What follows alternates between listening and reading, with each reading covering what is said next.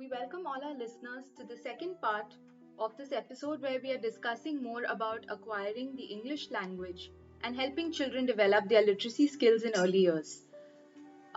Given the background of teachers in Muktangan, it's really fascinating that teachers belong to the same communities as the children.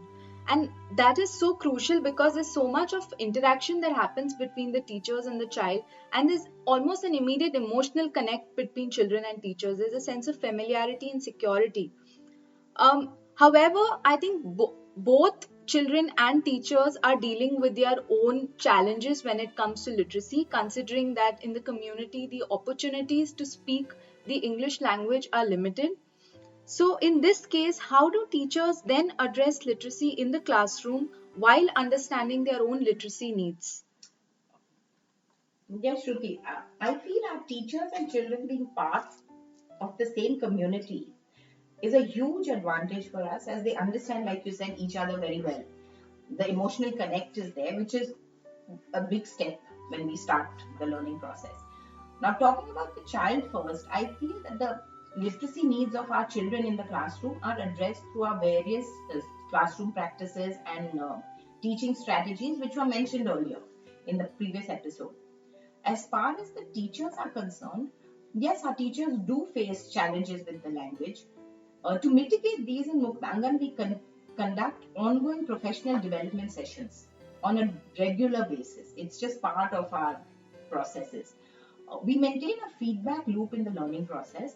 The teachers are guided through curriculum understanding, design, and development meetings with faculty where the classroom sessions are discussed and designed weekly.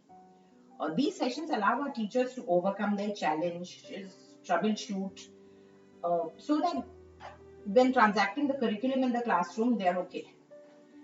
We also have weekly orientation meetings with lead faculty, which allows for a review and reflection of this entire learning process. So we definitely believe in a feedback loop over here. Things are reviewed, and what we find is lacking, we reinvent and we put it back into the session. It is not that it is stagnant or the same session carries forward.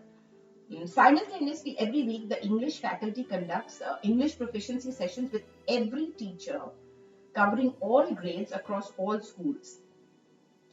Also, to help teachers attain their proficiency goals, we conduct professional development sessions every term end to enhance their language skills.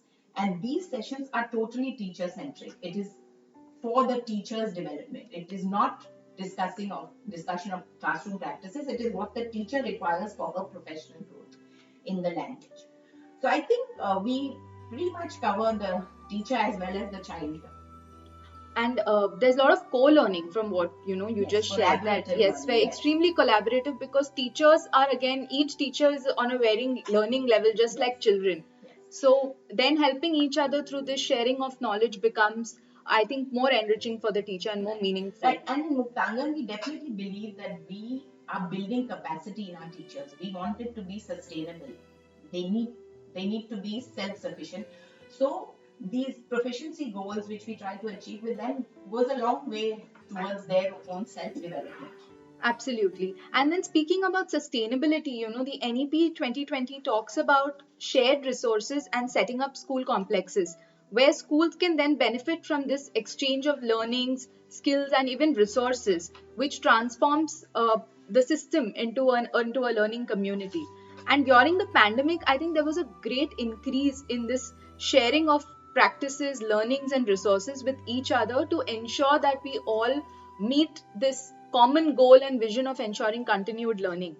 And this brings me to the point that how are we addressing the literacy needs of the larger community in the rural context, in the tribal context? How are we addressing this literacy aspect, thereby ensuring sustainability? So, well, Shruti, we just heard from my colleagues, the primary aim of any language is mainly for the purpose of communication. Hence, all our outreach programs focus on improving language proficiency and also conducting modules which are designed around the pedagogy for learning these skills. So, to answer this question, I can say the main objective of all our outreach programs is to address the literacy needs of the rural communities. So, by empowering the teachers or trainees or facilitators, whoever comes to us. So in all our active constructive pedagogy skills, so right from planning to implementing, everything is usually taken care of. And through our intervention programs, Muktangan reaches out to the rural and urban masses by partnering with willing NGOs and organizations in these sectors. So, to name a few that we have been a part of is the LDVPS program, which was in collaboration with the Learning Space Foundation. There was a doorstep project and the Govardhan Eco Village program. But the aim was to share and promote all our curricular practices as well as teaching our unique pedagogical processes. So, through sustained efforts with these partners, Muktangan works to address the disconnect that you've been speaking about between curriculum and developmentally appropriate classroom practices in teaching English as a second language to early learners, which is quite a challenging one. So we begin by doing a needs-based assessment, and then reflecting on those findings, we create a demonstration model. So where we showcase our curriculum practices and all our unique pedagogy. The focus of Muktangan as knowledge partners is to build capacity in local facilitators for the eventual beneficiaries or the stakeholders of the program. Now, capacity is built by conducting routine training models. This enables the facilitators to conduct learner-centric activities like storytelling, games, and other hands-on learning that we just spoke about. We also focus on building proficiency in the English language for these facilitators as required by the organizations. So we basically customize, like you said, it's a demonstration model, but after our needs-based analysis, we customize it to their needs. Yes.